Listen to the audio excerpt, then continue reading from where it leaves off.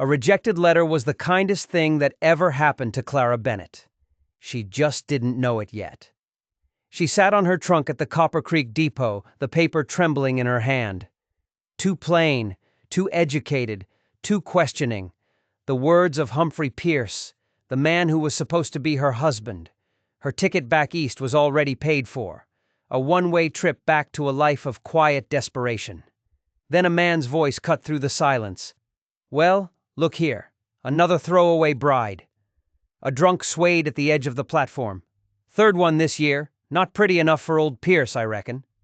The humiliation was a physical blow, but before she could respond, another voice, deep and calm, sliced through the air. "That's enough." A tall stranger stepped between them. He was weathered, quiet, with eyes the color of a stormy sky. He moved with a slight limp, but with a purpose that made the drunk stumble away without another word. "Ethan Sullivan," he said, tipping his hat. "I run the ranch up at Whispering Pines. I need a housekeeper." The offer was as sudden as a lightning strike. "You need a place to stay," he said, "and I need help. But a single woman living with a bachelor, it'll cause talk." He paused, and his next words changed everything. "When we're in town," he said, his voice low, "you'll be my wife." The silence of the train platform settled heavily around Clara Bennett as she sat alone on her trunk, the afternoon sun casting long shadows across the Copper Creek Depot. Her fingers trembled slightly as they clutched the letter, her future dissolving with each carefully penned word of rejection. "Last train east departs tomorrow at 9, the station master called over his shoulder as he retreated to his office. "Mr. Pierce already paid your return fare." Clara nodded mutely, though the man had already disappeared inside. She smoothed the wrinkled paper against her skirt, the words now burned into her memory. "Upon inspection, I find you unsuitable as a wife. Too plain in appearance, too educated in manner. Your questioning attitude suggests a temperament ill-suited to frontier life. Return passage arranged." 6 words echoed in her mind. Too plain, too educated, too questioning. The sum of her failings, according to Humphrey Pierce, the man who had agreed to marry her, sight unseen. A memory surfaced, her mother's gaunt face against white hospital linens, fingers weakly grasping Clara's. "Promise me you'll care for them," she had whispered. "They need you, Clara." 5 siblings, looking to her after their father's business collapsed, the tailoring shop that had supported them for generations now drowning in debt. Her promise sealed with her mother's final breath.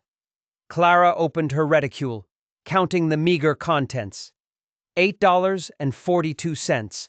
Not enough for a telegram home, not after she'd need to pay for lodging and meals.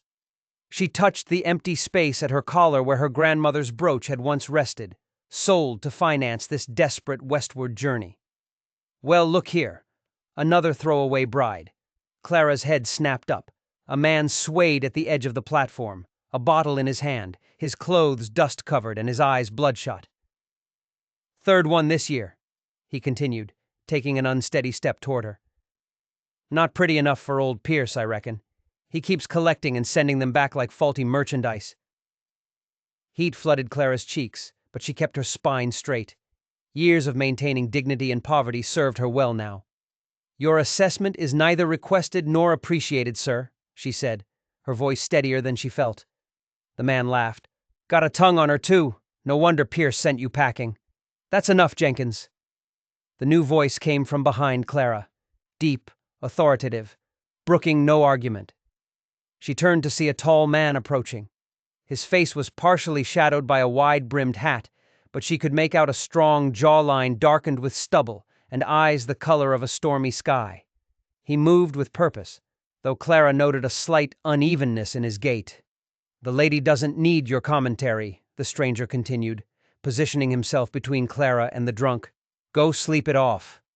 Jenkins muttered something unintelligible but retreated, stumbling toward the saloon. The stranger turned to Clara, removing his hat. His hair was dark brown, cut short but unruly, streaked with premature gray at the temples. Up close, She could see his face bore the weathered lines of someone who spent long days outdoors, yet there was an unexpected refinement to his features. "Ethan Sullivan," he introduced himself with a slight nod.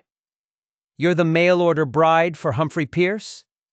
"I was," Clara replied, lifting her chin slightly. "It seems Mr. Pierce found me lacking." Sullivan's expression remained neutral, though something flickered in his eyes. "Pierce isn't known for his good judgment. You have accommodations for tonight?" "I'll inquire at the boarding house," she answered, though uncertainty crept into her voice. "Mrs. Henderson's place is full. Cattle auctions brought folks from 3 counties. He regarded her thoughtfully. "I run Whispering Pines Ranch about 5 miles out. Need a housekeeper?" The abrupt offer took her breath away. "A housekeeper?" "Place could use a woman's touch," Sullivan continued matter-of-factly. "Been widowed some years now." His fingers briefly touched a worn gold band on his left hand. "Cooking, cleaning, mending, in exchange for room, board, and a modest wage." Clara studied him, searching for deceit or improper intentions, finding only straightforward pragmatism. Still, she hesitated. "Mr. Sullivan, I'm a stranger to you." "And I to you," he acknowledged. "But you need somewhere to go, and I need help." He paused. "I can see you're educated. Any experience with household management?" "I ran our household in Boston after my mother fell ill," Clara replied. "I have references as a seamstress, though my cooking skills are limited." He nodded, as if this confirmed something. "Ranch cooking is simple enough. You'd have your own room, proper privacy." The station master emerged from his office.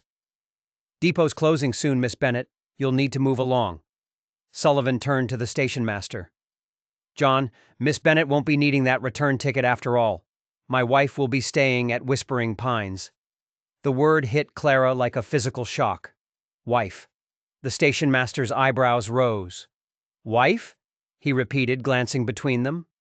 "That's right," Sullivan answered evenly. When the station master retreated, Clara hissed, "Mr. Sullivan, I never agreed to—" "I'm just giving you options," he said quietly. "A single woman living with a bachelor would face difficulties in a town like this. The pretense protects your reputation." His expression remained serious. "You can still take that train tomorrow. But the offer stands. Housekeeper. Nothing more. Despite what folks might assume." Clara weighed her choices. Return east in shame, or accept this stranger's bizarre proposition. "What about your reputation, Mr. Sullivan?" A ghost of a smile touched his lips. "Been established for years. Besides, a widower remarrying raises few eyebrows." Clara took a deep breath. "Very well, Mr. Sullivan. I accept your offer of employment. As for the other matter, I suppose propriety does require certain appearances." Sullivan nodded once, then bent to lift her trunk. "Wagons out front." The ride to Whispering Pines was silent and long. They wound through hills that swallowed the road until the town was just a memory. It was like they were driving to the end of the world. As the sun bled into the western peaks, they crested a ridge. Below them lay a kingdom. The ranch was a sight so impossible it felt like a mirage. A main house that looked like it belonged to a governor. A barn bigger than the church. Solid timber corrals. Cattle dotting the valley floor like scattered seeds. "Language, Mrs. Crenshaw," Jacob said, his mouth twitching into what might have been a smile when she swore under her breath. But she wasn't Mrs. Crenshaw. She was Clara Bennett, and this man was Ethan Sullivan, and her mind was a whirlwind of confusion. The house was beautiful but cold, spotless but impersonal, like a well-kept tomb. As Ethan climbed down from the wagon, the front door swung open. A woman stepped out. She was young, with fiery auburn hair and green eyes that held a strange mix of curiosity and pity. "You didn't tell me she was coming today," the woman said to Ethan. "It wasn't planned," he replied, reaching for Clara's bag.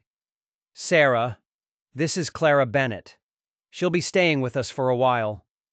A cold, heavy stone settled in Clara's stomach. Sarah. Of course, there was a Sarah.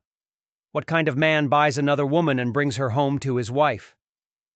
"Welcome to Silent Ridge," Sarah said, her smile seeming genuine. "Thank you," Clara managed. "I'm sorry Mr. Sullivan didn't mention—" Sarah laughed, a sound like water over stones. "Ethan doesn't mention much of anything. It's one of his more frustrating qualities."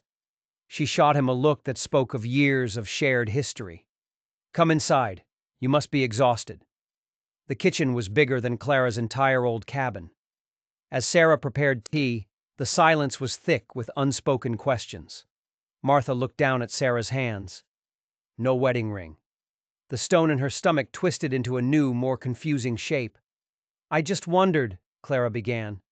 "I assumed you and Mr. Sullivan were married." Sarah laughed again, but this time it had a bitter edge. "No, Miss Bennet, Ethan and I are not married." "Sarah's my sister," Ethan said from the doorway. Sister. The word hit Clara like a freight train. First came relief, so powerful it almost made her dizzy. Then came embarrassment. And then came a dozen new questions, each one more dangerous than the last. "Half-sister, technically," Sarah corrected. "Same father, different mothers, different lives, until recently.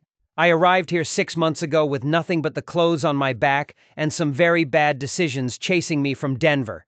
Ethan was kind enough to take me in. So that was it. He took in strays. He saw another desperate woman and couldn't help himself. Ethan's never brought home strays before," Sarah said, as if reading her mind. "Human or otherwise." "Sarah." Ethan's voice was a clear warning. "What? She has a right to know what you've gotten her into." "What exactly have I gotten myself into, Mr. Sullivan?" Clara asked, her voice sharp. Ethan ran a hand through his dark hair. For the first time, he looked lost. "I don't rightly know. I saw you on that platform. I heard what they were offering. I couldn't let it happen." "Why?" she pressed. "You don't know me. Why spend $500 on a stranger?" He was silent for a long, heavy moment. When he finally spoke, his voice was a ghost. "Because 7 years ago," he whispered, "I was the one standing on that platform." The words hung in the air like gunpowder smoke. Clara's breath caught in her throat. Ethan Sullivan, the wealthy, mysterious rancher. He had been exactly where she was, desperate, in debt, sold. "What happened?" she whispered. His jaw tightened. "That's a story for another day." But Sarah leaned forward. Her eyes were glittering now with something that looked like pure malice. "Oh, I think Miss Bennet deserves to know exactly what kind of man just bought her indenture. Don't you, brother?" Ethan shot to his feet. "I'm going to check the cattle." "Sit down!" Sarah's voice was steel. "Running away won't change what happened." He froze, then slowly sank back into his chair. He looked like a man on death row. When his eyes met Clara's, they were filled with a shame so deep it made her own chest ache. 7 years ago," Sarah began, her voice taking on the rhythm of a well-told horror story, "my brother was married to a woman named Elizabeth Kane. Beautiful girl, sweet as honey." She paused. "They had a little spread down in Texas. Then the drought hit. Cattle died. Debts piled up. Sound familiar?" It was sickeningly familiar. "When the loans came due," Sarah said, "some very unpleasant men showed up. They offered to forgive the debt in exchange for Elizabeth." The bottom fell out of Clara's world. "Jacob refused," Sarah said, savoring the words. "But Elizabeth went to them herself. Left him a note. Said she loved him too much to watch him destroy himself for her. A desperate woman making an impossible choice. Ethan went after her," Sarah continued. "Tracked her to a brothel in El Paso. By the time he found her, she'd been there 6 months. She was different." "Laudanum," Ethan said, his voice broken. "She started taking it for the pain. Then she couldn't stop."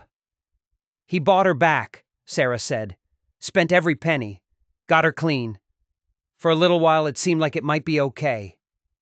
But it wasn't okay." She couldn't forgive herself, Ethan whispered. Or me. She took her own life. Left another note.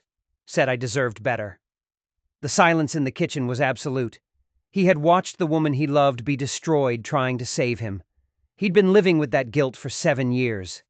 And now he'd brought home another desperate widow. That's why you bid on me, Clara said, her voice barely audible. Not to help me. You were trying to save her again. Ethan's head snapped up. No, that's not. Isn't it? Sarah asked softly. Another desperate woman on an auction block. Another chance to be the hero you couldn't be for Elizabeth. Tell me I'm wrong. He couldn't. He just stood there, shattered. Were there others? Clara asked, her voice trembling. Other widows you brought home? The silence stretched.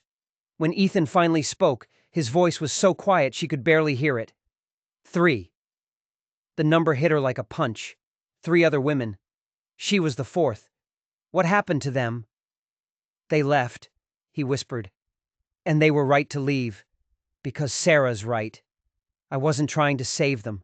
I was trying to save her, and you can't save someone who's already dead. The confession filled the room like smoke from a funeral pyre. She was just the latest project. The latest failed attempt to atone for a sin that was never his to begin with.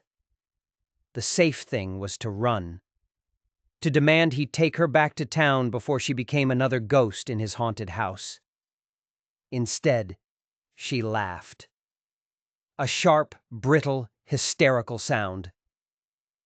I'm sorry, she gasped. It's just, I was thinking you were some kind of monster. And instead, you're just a man trying to apologize to a dead woman by collecting widows. The shock on their faces was absolute. Do you want to know what I was thinking on that wagon ride? She continued, the truth spilling out of her. I was wondering if you expected me to warm your bed. I was planning how I'd kill myself before I'd let another man use me the way my late husband did. The confession hung between them. Thomas was a good man when he was sober, she said, her voice flat. But when the drinking got bad, she touched her ribs, a ghost of an old ache. I'm not some innocent maiden needing rescue, Mr. Sullivan. I'm a woman who survived 8 years with a man who thought his fists were the answer to every problem. A strange relief washed over her. I'm not broken, she said, her voice firm as iron. I'm damaged. I'm scarred. But I am not broken. And I don't need you to put me back together. Something in his face shifted. For the first time, he looked at her without the ghost of his wife standing between them. Then what do you need? He asked. A place to work off my husband's debts, she said, and maybe a partner. Someone who knows that sometimes surviving means fighting everyone and everything until you finally find someone worth trusting. A small smile touched his lips. Partners, he agreed. In everything. Behind them, a horse nickered softly from the corral. Martha looked into Jacob's eyes and saw her future reflected there. It wasn't perfect. It was real. It was chosen. And she thought about the laughter in the town square. Let them laugh now. Let them try to understand how a woman offered for a pair of boots found a kingdom. The next few months, everything changed. Clara worked with the horses, her gentle patience a language they understood. The black Mustang, Storm, who had nearly killed Ethan, became her shadow. She was no longer a victim. She was a horse whisperer, a survivor. Ethan watched her, the ghosts in his eyes slowly receding. He stopped seeing Elizabeth. He started seeing Clara. He saw her strength. He saw her fire. He saw the woman who had faced down a corral full of terrified horseflesh and an auction block full of cruel men and refused to break. Then word came from town. Pete Whitman, the man who'd offered the boots, was challenging the indenture. He was telling people it was illegal, that he had a claim on her. He couldn't stand losing. He couldn't stand seeing her thrive. He's underestimated both of us, Ethan said, the protective fire in his eyes unmistakable. I won't stay if you only offered me a place out of guilt, Clara said, her voice quiet but firm. And what if I offered you a place because I've come to care about you? he said, his voice low and intense. As a partner, in every sense of the word, if you'd have me. Tears filled her eyes, tears of joy. She had thought that part of her was dead, but here, with this broken man offering her his whole, mended heart, she felt it stir back to life. "I have conditions," she said, a small smile playing on her lips. "Name them. No more saving broken women. This has to be about us, not your ghosts." "Agreed. And if Pete Whitman comes for us, we face him together." "Together," Ethan promised. "Always." She held out her hand. "All right then, Mr. Sullivan. Partners." He didn't shake it. He took her hand and gently raised it to his lips. "Partners," he agreed. "In everything. What do you think is the true meaning of home? Is it a place you're born into, or one you build with your own two hands, alongside someone who sees the best in you? Let me know in the comments. And if you enjoyed this story of resilience and second chances, don't forget to like and subscribe, because the stories we share here are the ones that prove the human spirit can't ever be broken.